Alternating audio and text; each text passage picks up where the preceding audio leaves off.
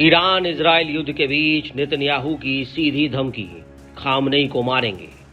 Netanyahu ने यह खुला ऐलान कर दिया, क्योंकि अब यह सिर्फ धमकी नहीं, ऐलान जंग है। नेतन्याहू ने साफ कर दिया कि खामनेई को मारे बिना ये जंग नहीं रुकने वाली। तो क्या वाकई ईरान की तबाही तय है? क्या इजराइल अब पीछे हटने को तैयार नहीं? क्या दुनिया एक परमाणु युद्ध की तरफ बढ़ रही है और नेतन्याहू की जुबान आग उगल रही है? इजराइल का धैर्य अब खत्म हो चुका है। हजारों रॉकेट हमले, हमास हिजबुल्लाह का समर्थन और परमाणु हथियारों की दौड़। इजराइल अब और इंतजार करने को तैयार नहीं। नेतन्याहू ने अपनी सेना के जवानों को संबोधित करते हुए कहा कि इजराइल दो प्रमुख लक्ष्यों की ओर बढ़ रहा है: ईरान के परमाणु कार्यक्रम को समाप्त करना और उसके मिसाइल सिस्टम्स को नष्ट करना।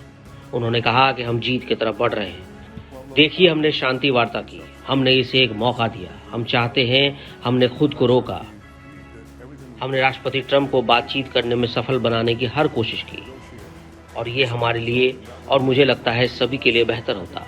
लेकिन हमने वार्ता के दौरान देखा, जब ईरान संयुक्त राज्य अमेरिका के साथ बात कर रहे थे तो ईरान के सर्वोच्च नेता आयतुल्लाह खुमैनी हर दिन सोशल मीडिया पर लिखते थे इजराइल की मौत। तो यानी बातचीत केवल दिखावा थी। तो क्या आप खामनेई को निशाना बनाना चाह रहे हैं? देखिए, हम वही कर रहे हैं जो हमें करने की जरूरत है। मैं डिटेल्स नहीं दे सकता। ईरान को डर है कि इजराइल उनके सुप्रीम लीडर पर हमला कर सकता है। ईरान इंटरनेशनल की एक रिपोर्ट के मुताबिक ईरान के सर्वोच्च नेता आयतुल्लाह खुमैनी की सुरक्षा के लिए उन्हें तेहरान में एक अंडरग्राउंड बंकर में भेज दिया गया है।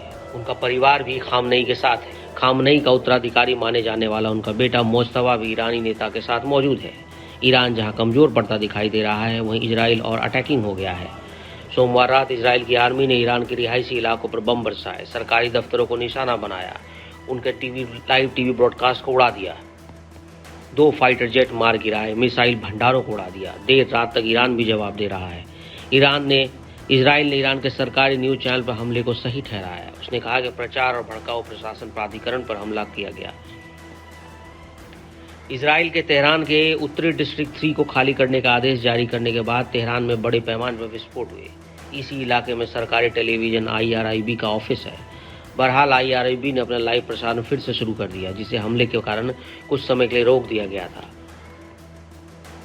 इससे पहले डोनाल्ड ट्रंप ने इजराइल की उस योजना पर रोक लगा दी थी जिसमें ईरान के सर्वोच्च नेता आयतुल्लाह अल खामनेई की हत्या की साजिश रची गई थी। रिपोर्ट के मुताबिक एक वरिष्ठ अमेरिकी अधिकारी ने कहा कि ईरानियों ने अभी तक किसी अमेरिकी को नहीं मारा। जब तक ऐसा नहीं होता, हम ईरान के राजनीतिक नेतृत्व को निशाना बनाने की बात नहीं करेंगे। वहीं ईरान के विदेश मंत्री अब्बास अरागची ने एक एक्स पोस्ट में कहा, अगर राष्ट्रपति ट्रंप सच में कूटनीति चाहते हैं और इस युद्ध को रोकने में रुचि रखते हैं तो अगले कदम बहुत महत्वपूर्ण होंगे। इजराइल को अपनी सैन्य कार्रवाई तुरंत रोकनी होगी, नहीं तो हमारा जवाब जारी रहेगा। बस एक फोन कॉल से नेतन्याहू को दबाया जा सकता है, जिससे कूटनीति की राह खुल सकती है।